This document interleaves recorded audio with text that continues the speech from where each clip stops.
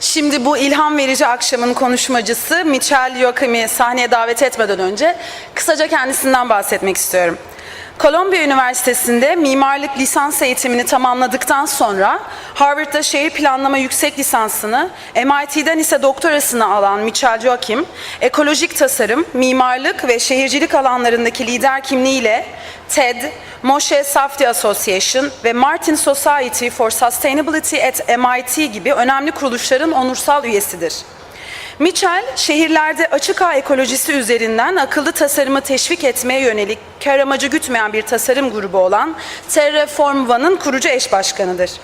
Terraform One ile sosyoekolojik tasarımın geniş çerçevesinin keşfedilmesi ve geliştirilmesi için çalışan bilim adamları, sanatçılar, mimarlar, öğrenciler ve farklı eğitim geçmişe sahip kişilerden oluşan benzersiz bir laboratuvar yönetiyor. Bu grupla birlikte enerji, ulaşım, altyapı, binalar, atık yönetimi, gıda ve su konularında yerel sürdürülebilirlik için yenilikçi çözümler ve teknolojiler geliştiriyor. Çözümleri ise tasarım, bilim, mühendislik ve sentetik biyoloji disiplinlerinin etkileşiminden ilham alıyor. Sürdürülebilirlik ve insanlık için Zumtobel Grubu Ödülü, Geleceğin Şehri için History Channel ve Infinity Mükemmellik Ödülü, 2007 Time dergisi En İyi Buluş, MIT Akıllı Şehirlerde Kompakt Araba Projesi Ödülü ve Viktor Papanek Sosyal Tasarım Ödülü gibi birçok uluslararası ödüle layık görülen Mitchell'in ayrıca Fab Tree Ağaç Ev Projesi MoMA'da sergilenmiş, Urban Air isimli su kenarında dirençli altyapı projesi AIA, American Institute of Architects'in Kentsel Tasarım Başarı Ödülünü kazanmıştır. Son olaraksa Wired dergisinin 2008'deki bir sonraki başkanı dinlemesi gereken 15 kişi, Rolling Stone dergisinin Amerika'yı değiştiren 100 kişi listelerinde yer alan Mitchell'in Popüler Bilim dergisi çevrenin geleceği için vizyoner kişi olarak nitelendirmiştir.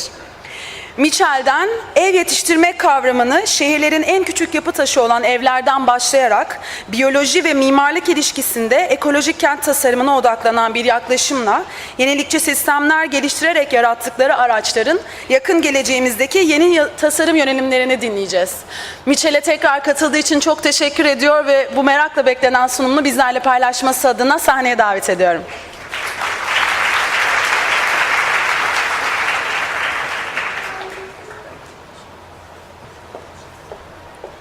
Okay, it's super great to be here.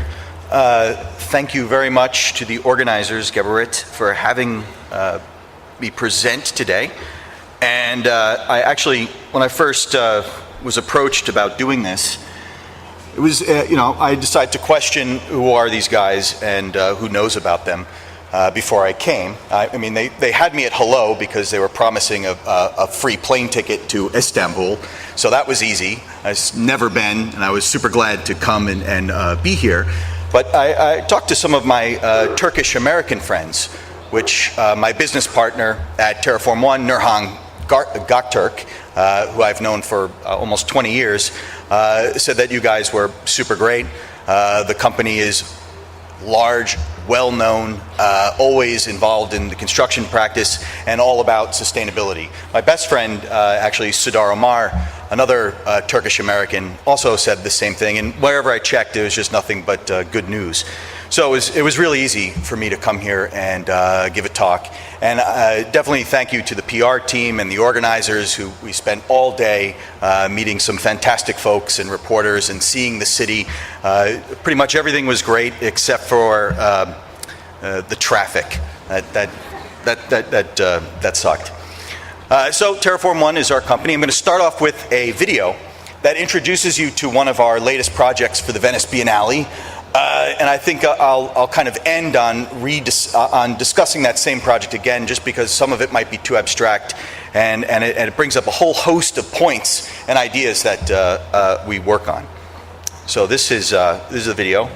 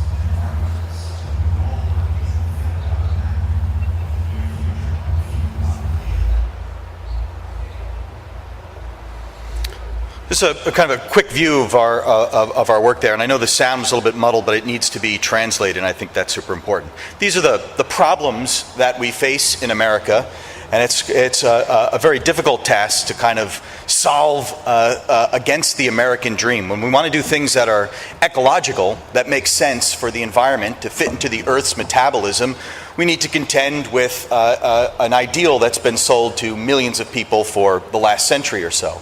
And this is the promise that you could have a very large house with a white picket fence, a very large car, in fact, probably 2 or 3 cars, drive wherever you would like to go, and infinitely use up all of the great resources that America has. That's simply not true.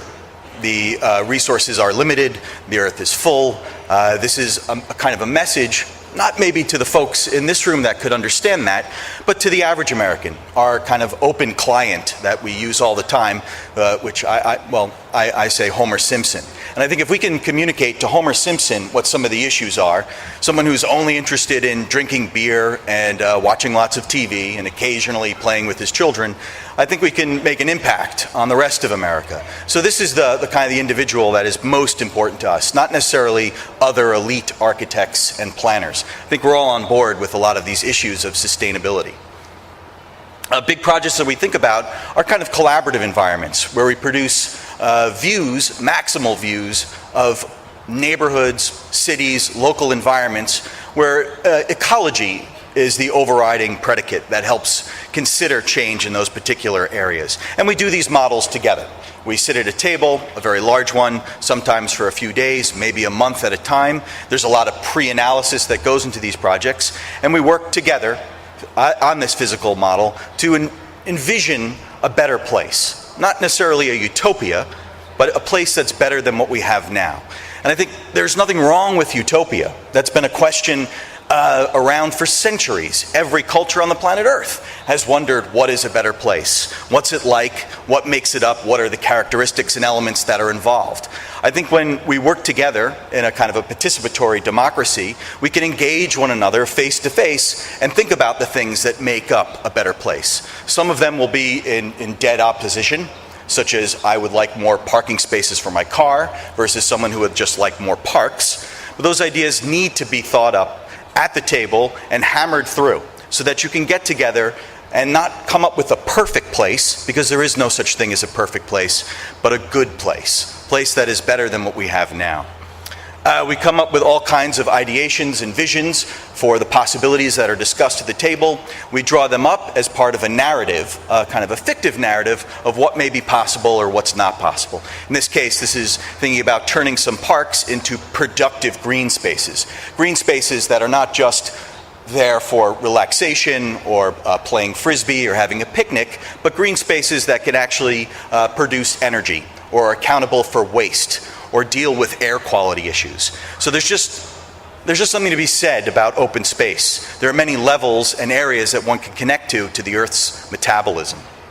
And we think of holistic pictures, views in this case about new forms of mobility, new technology for skyscrapers, and the city together.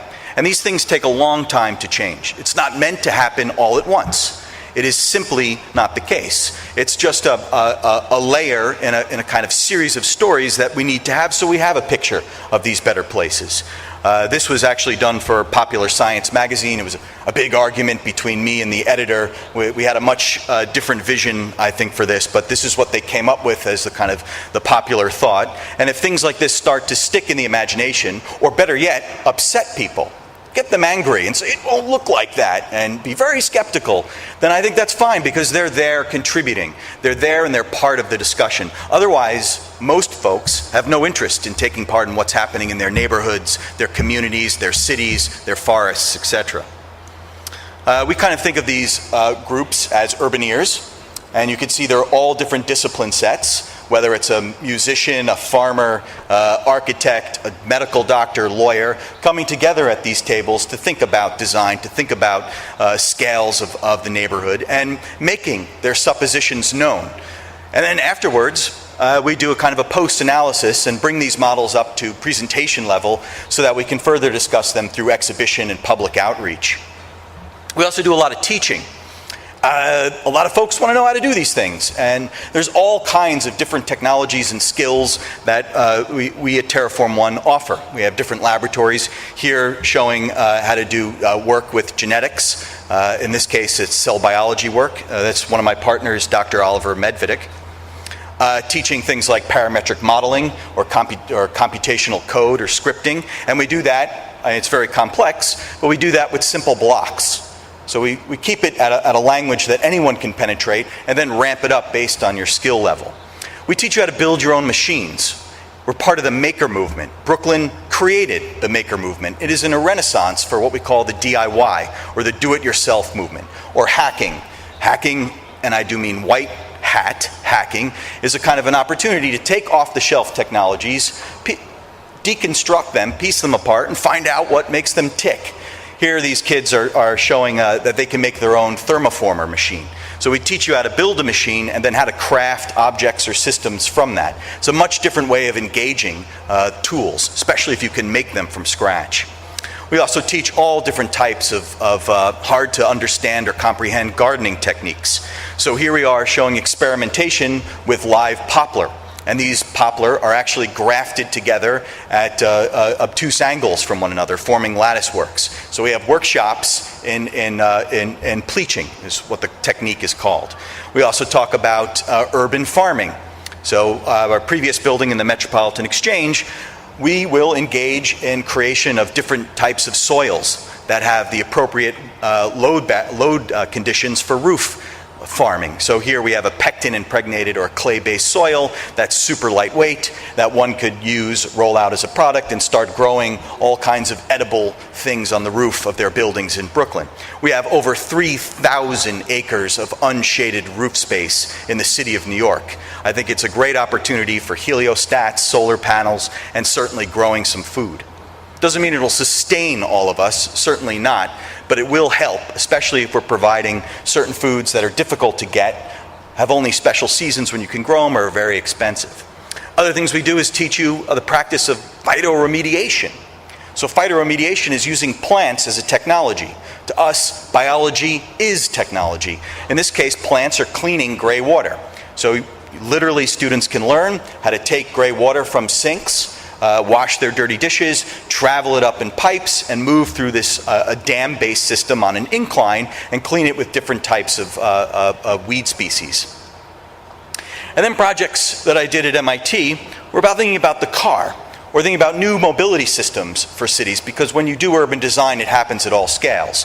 This car, which won a Time Magazine award, is essentially a car designed to fit a city. Cities have been designed around cars. This one is a small, compact vehicle, only 2 passengers. The frame articulates or stands up, so you can park 300 of them on a New York City block as opposed to 30 SUVs.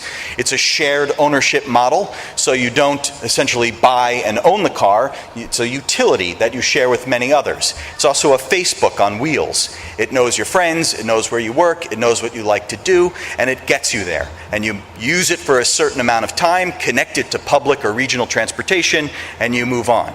It's actually a vehicle that was designed to do what all vehicles do, especially today. Most cars, about 85% of the time, every single day, are not moving.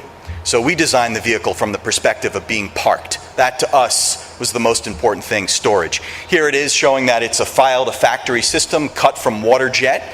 It spins on a dime, it rotates, and there's no mechanical linkages. It's all wirelessly controlled and connected to a grid. These are some ideas about how to maybe use this vehicle.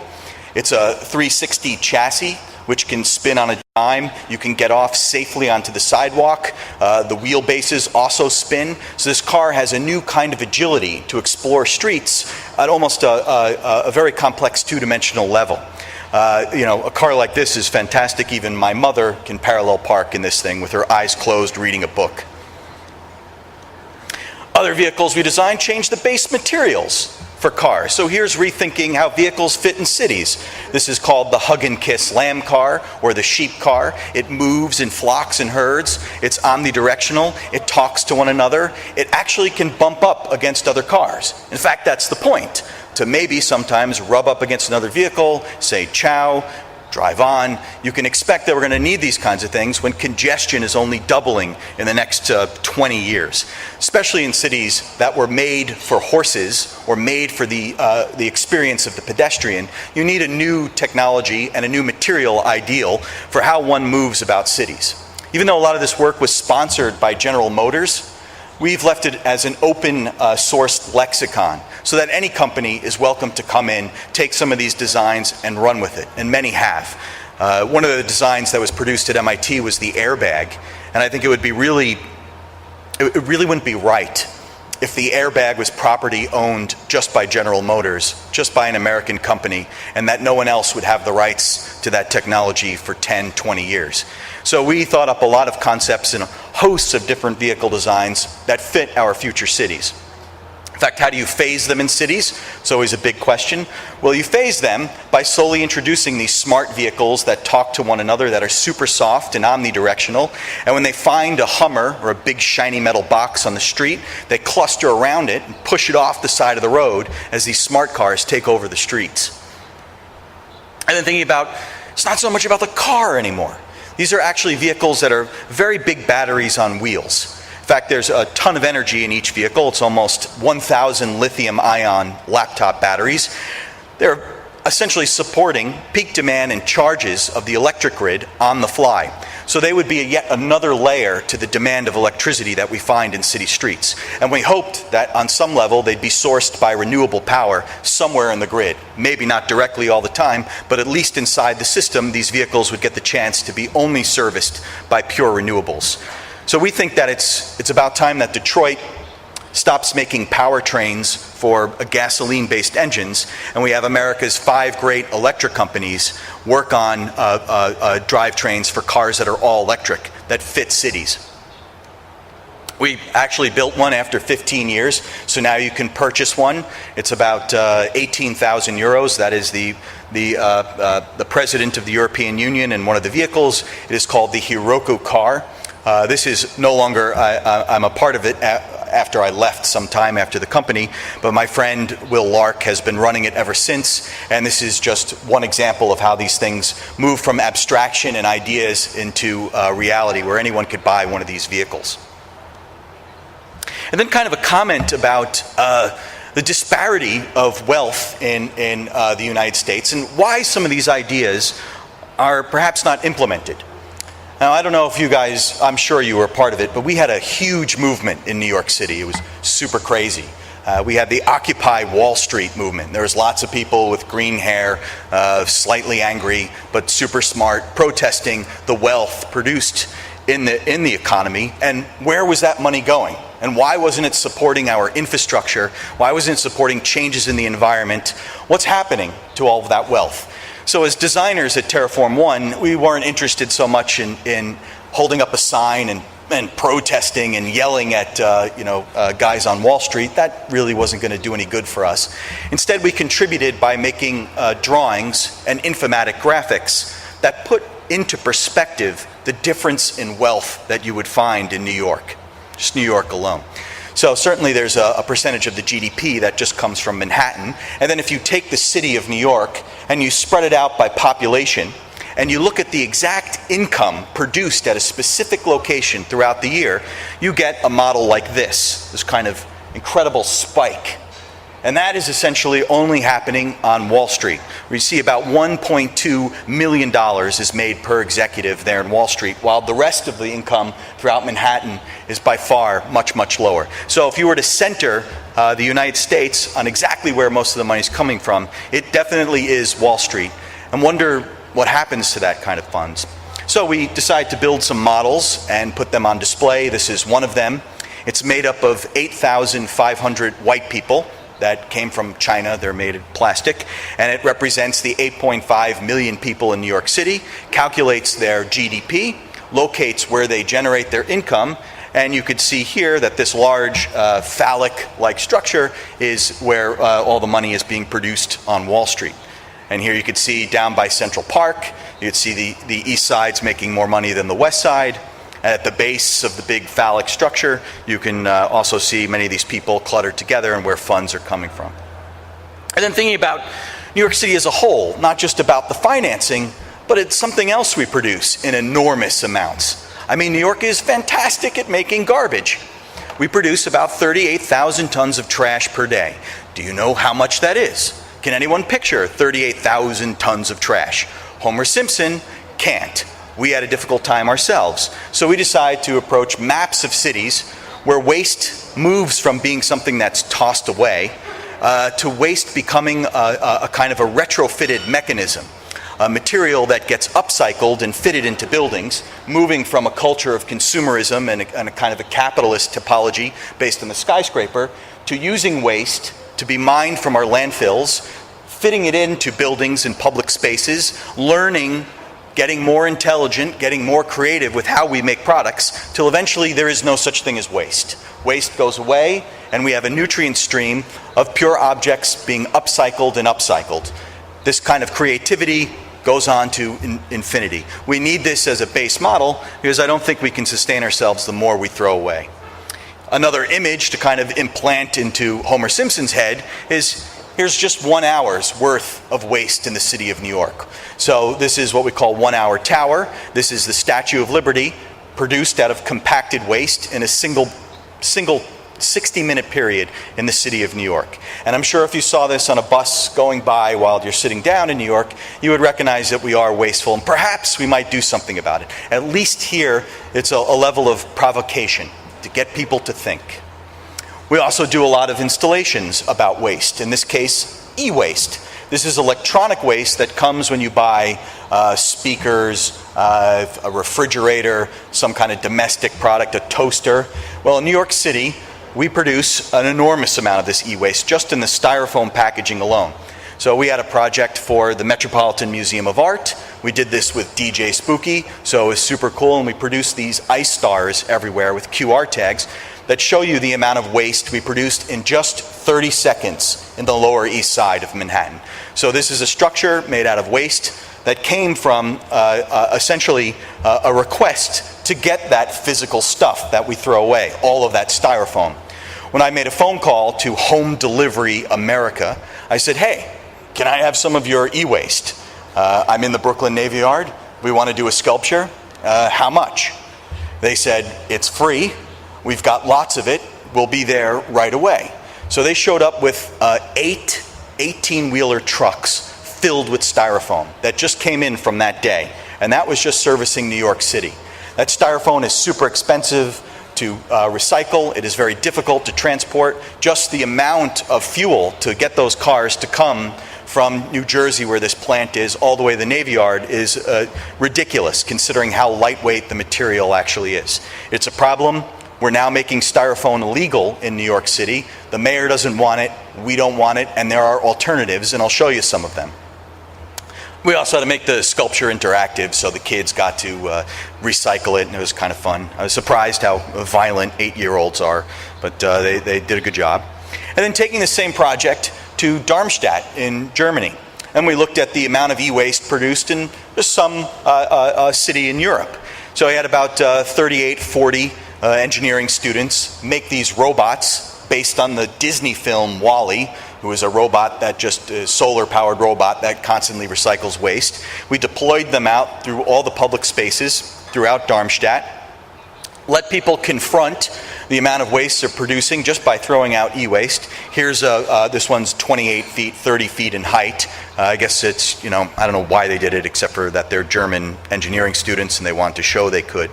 But we let people know that this is what's happening with the things that they throw out.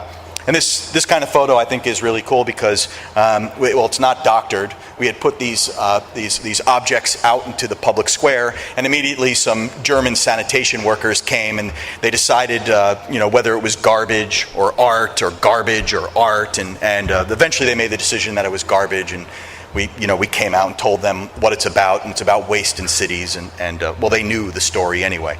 And we invited them to the opening. And then thinking about how we can really deal with something like this e-waste and where some of those research answers might be. So some time ago, we started building a kind of a biohacker space, or a fully functional cellular biology lab to do genetics. And it was a bit of a surprise because, one, no one had ever done that before on their own.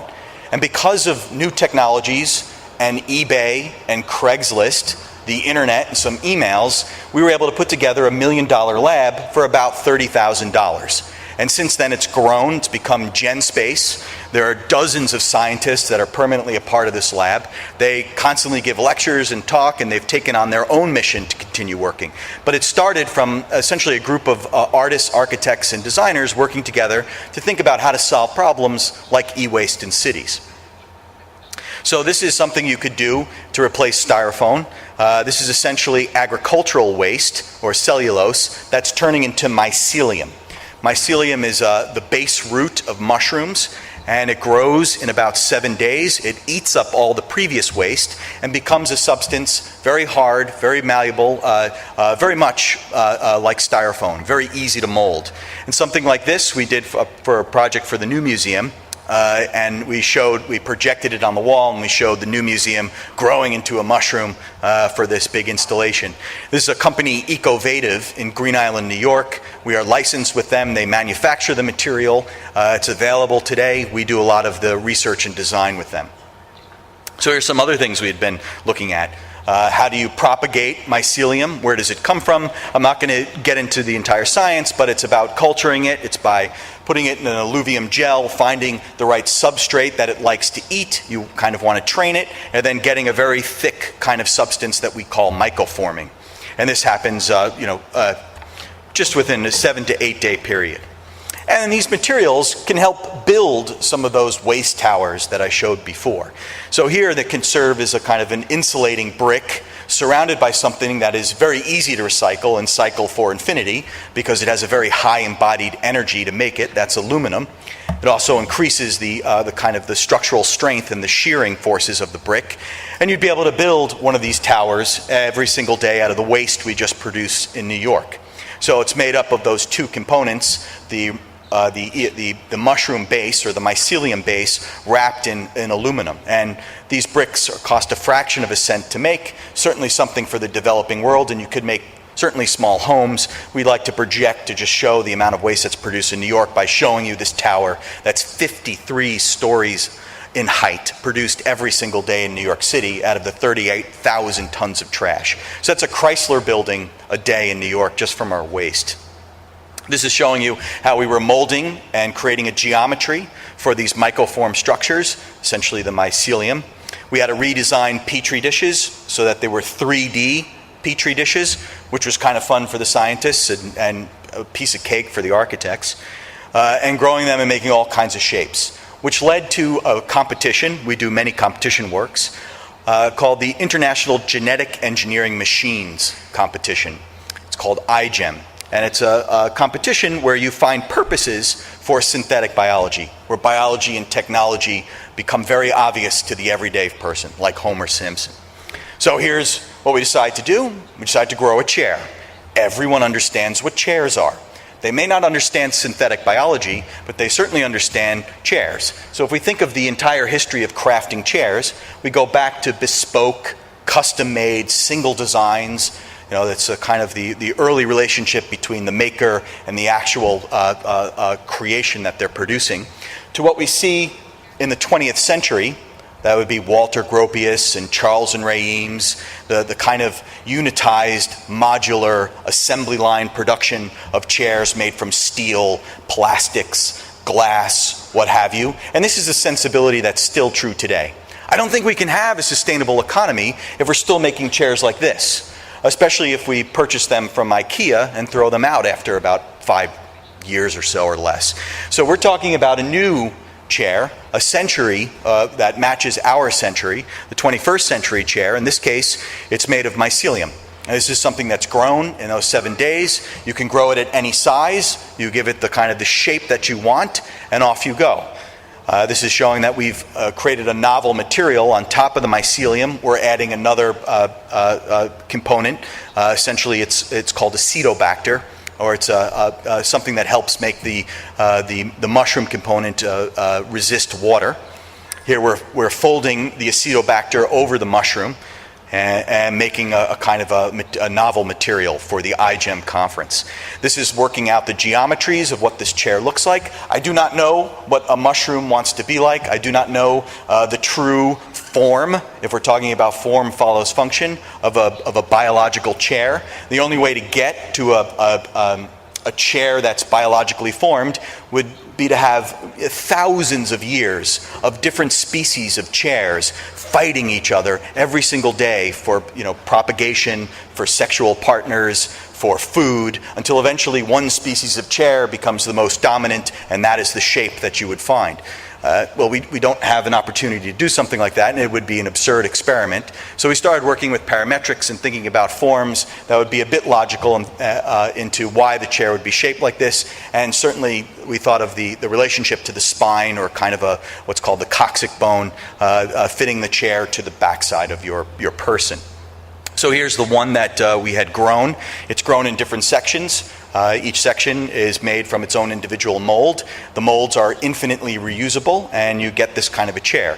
Our first thought would be the market would be for children. This is one of my daughters, Mia, my oldest daughter, sitting on the chair. It's great for kids. It's a chair you can eat. I mean, I wouldn't recommend eating the chair, but it's absolutely organic. It is produced in a lab, but it is something that is 100% a part of nature.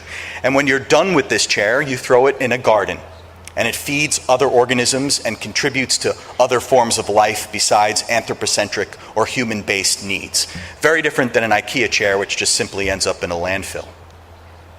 Then projects about thinking about homes.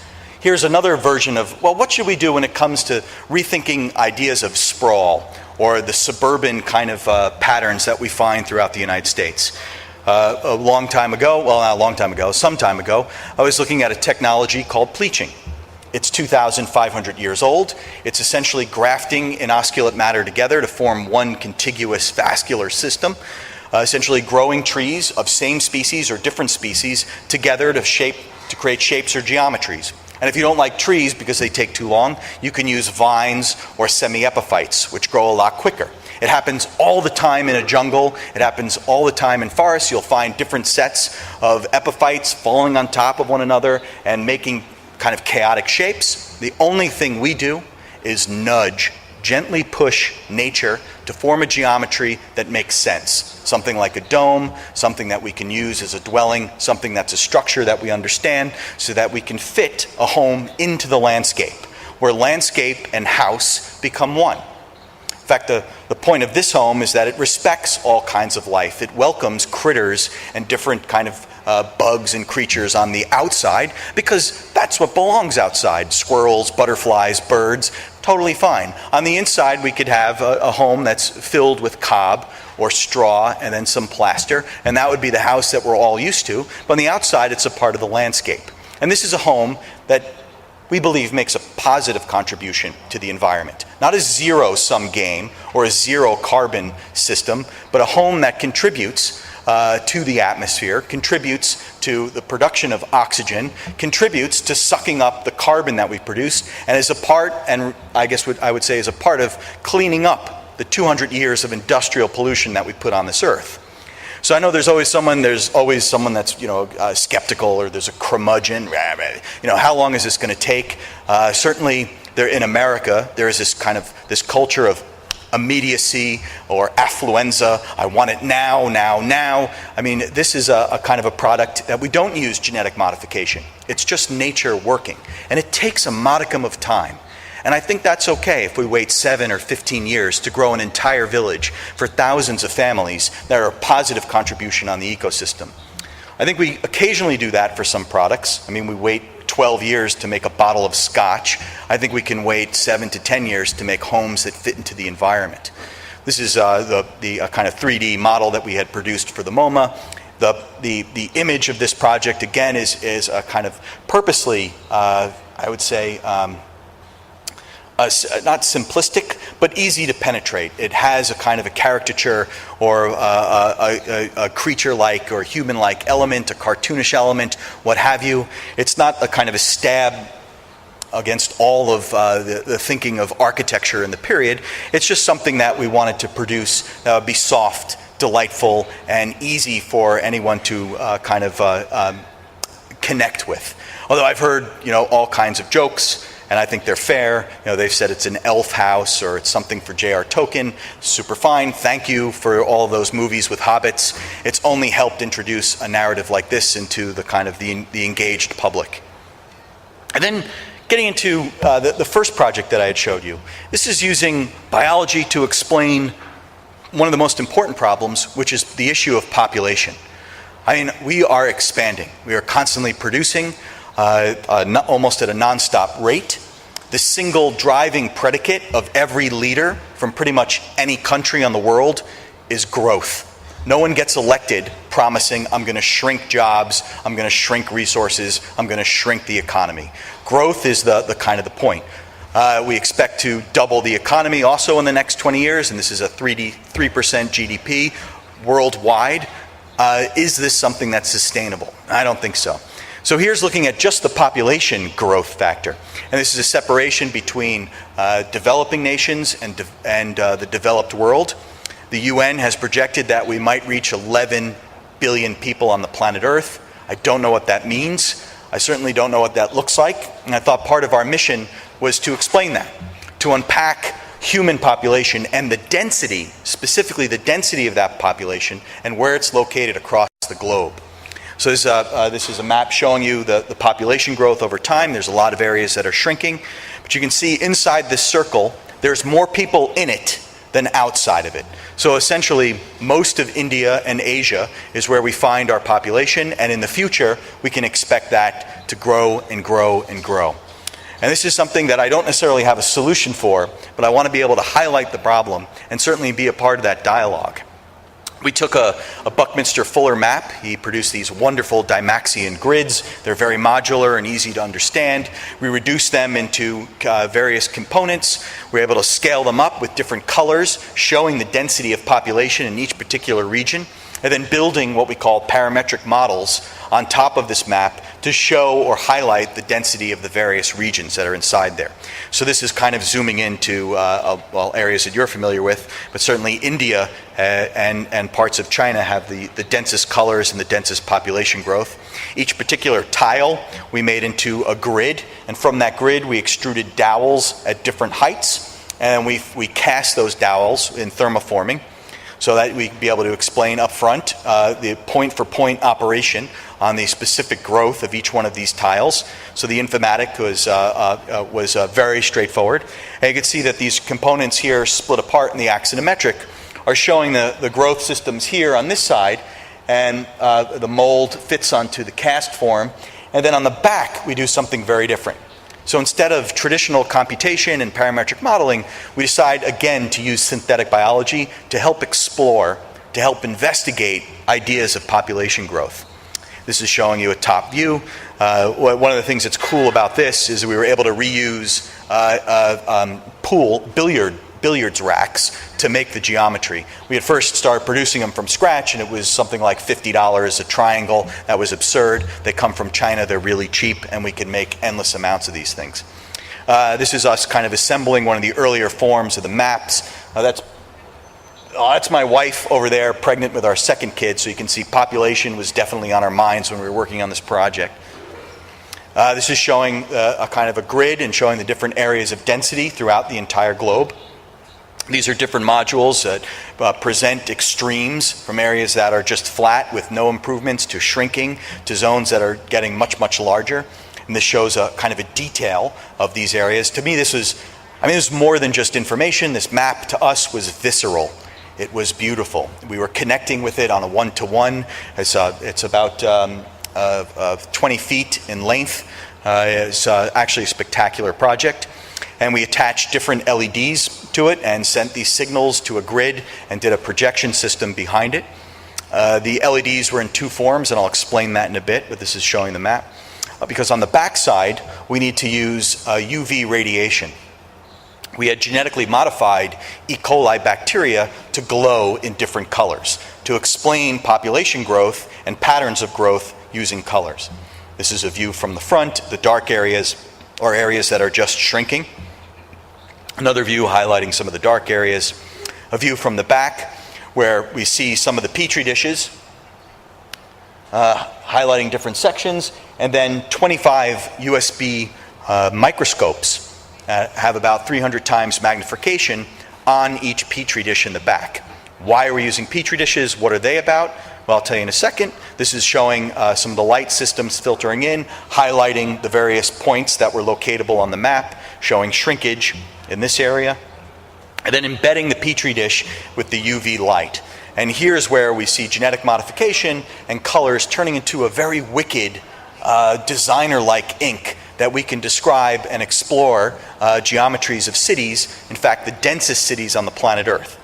This is actually an image of Istanbul, which is one of the 25 densest cities on the planet Earth. We separated it into two colors, green being existing population density at the colony count of bacteria inside the E. coli, and red being the expanded view in the next 100 years and its geometry of Istanbul, red being a much denser population. The cool part is that not only were we able to control the geometry of bacteria, which hadn't been done before, we used a stencil-driven process from CAD files, but we were also able to control the density of each colony, and we could map the colonies to population. We can do it in a ratio system and use the dilution method in science to calculate it exactly. It was really fun to see the interface of those two worlds, where the red and green genetically modified bacteria interfaced. Here we are showing growing them in their specific patterns of 25 cities across the world that are the densest that you can find, showing that it works under long wave UV radiation at about 350 microns, showing us earlier stages on how do you possibly draw and control or make patterns of cities out of E. coli. No one had done it before. Some processes are called bacteriography, which we had used. Other processes were modifying inkjet printers to do it. Other processes were using toothpicks. Others were using beds of pins. So we'd have a pin bed that would control planting the E. coli in precise locations and counting the amount of cells of each colony and correlating the density. One of the devices we actually built was a kind of a merger between these two great worlds, the world of industrial design and kind of 3D printing, and the world of biology and regenerative medicine and science. And it comes down to an open source 3D printer system that we built. It comes from designs such as RepRap. RepRap is a 3D printer that prints a 3D printer that prints a 3D printer that prints a 3D printer. This is something that it's an open source tool that you can use and modify them exclusively. And inside it, which is the moment where the two worlds collide, is a syringe. Anything we want to do in a biology lab could go into a sterile, very useful, controllable syringe. And if you can control the direction of the syringe, you can output cells at a certain pace and start making shapes from biology on a moving bed in 3D. Of course, there are issues of drying time. There's issues of archival ability. There's tons of these issues, and we work through many of them. It's not perfect, but no one's done it before, and like any research, we still have a lot of questions on how it works. This is showing you some of the microscopes, close-up areas of the different colonies of E. coli. We also have in the back mirrored mylar sheets, so that when you're looking at this map, you're looking directly at the E. coli, but you also see views or hints of yourself, shadows or light changing of you looking into these world cities. You need to have an interactive level. These are the 25 world cities. Istanbul is certainly there. I can see where it is. Maybe you guys could find it.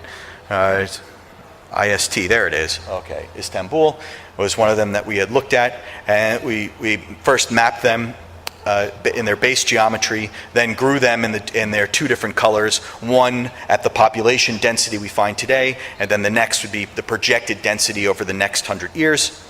This is Istanbul. This is the baseline of the geometries. This is a cut from a stencil so that we can control the growth at one particular rate. This is a zoom in of this essentially a living map. It's cartography, and a lot of folks have been talking about living maps in cartography. This was the first example that we know of, at least in E. coli, where we're using biotech, genetically modified bacteria to start making population maps or maps of the world. This is showing what we think is a very beautiful way of unpacking some of those maps. As you can see, a lot of events in synthetic biology happen at a very small scale. So a lot of folks go, yeah, so what? So we definitely build it up so that there is some drama associated with it, and certainly the microscopes allow folks to access them and see them at different levels of detail. And you have to realize that doing something like this, there is an awful lot of mistakes and screw-ups to even get to that point. We've actually developed a kind of a bio-ink. So one of the things that we had to work on was archiving it so it would stay in a gallery space and last for months without smelling or rotting or dying. So essentially we used a form of Sobo adhesion to encase or encapsulate the E. coli right after they were created and leave them in the back. So as long as there's no direct sunlight, they'll be okay for at least a year or two. And I think that's kind of a baseline of what we've been up to, and a kind of an explanation of our work as quickly as possible. And I'm here to answer all sorts of questions, which I'm sure you have, and I'd be very excited to hear them. So thank you very much for coming, and I'm ready to take some questions. Thank you very much.